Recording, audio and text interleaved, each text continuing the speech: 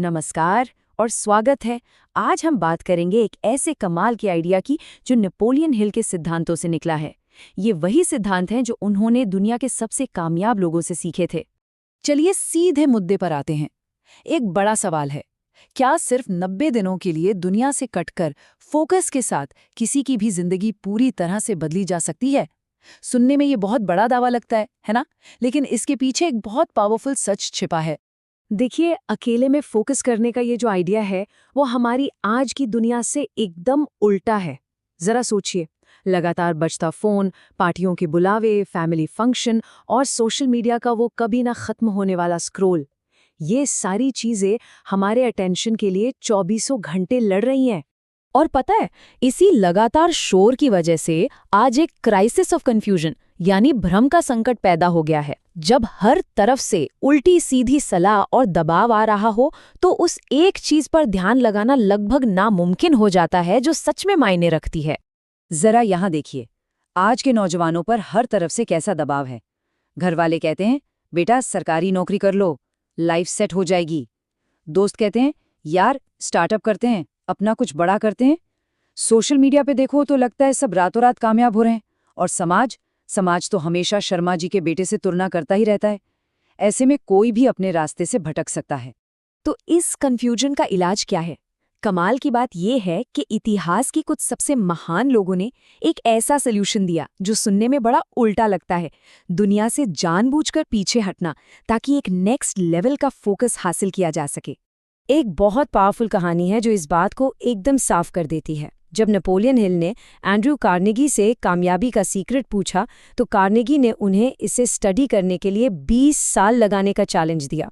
20 साल, ये कोई छोटी मोटी बात नहीं थी। यही लंबा अनशेकेबल फोकस ही असली सीक्रेट था। और यहीं पर एक मजेदार कॉन्ट्रास्ट सामने आता है। आम सलाह क्या है? ज्यादा से ज्यादा नेटवर्किंग करो, सबसे जुड़ो, हमेशा दिखते रहो। लेकिन हेनरी फोर्ड जैसे लोगों ने क्या किया? वो अपनी पहली कार बनाने के लिए एक वर्कशॉप में बंद हो गए। उन्होंने भीड़ को नहीं, अकेलेपन को चुना, गायब हो गए। तो चलिए अब इसके प्रैक्टिकल साइड पर आते हैं।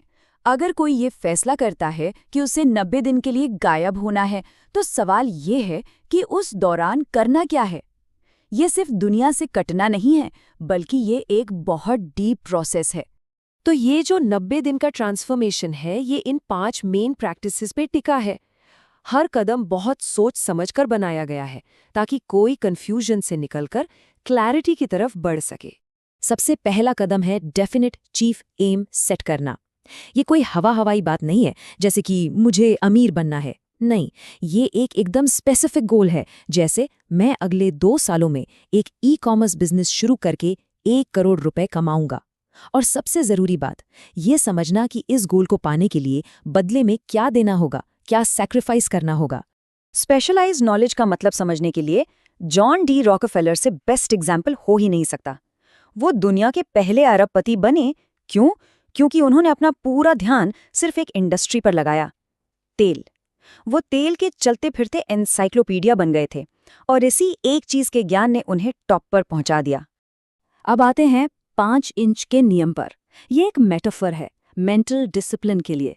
मतलब सबसे मुश्किल लड़ाई कहीं बाहर नहीं, बल्कि हमारे अपने दिमाग के अंदर होती है। नेपोलियन हिल ने एक राइटर का उदाहरण दिया जिसने खुद को 90 दिनों तक रोज 1000 शब्द लिखने पर मजबूर किया। सोचिए, शुरू में कितना मुश्किल लगा होगा, है ना?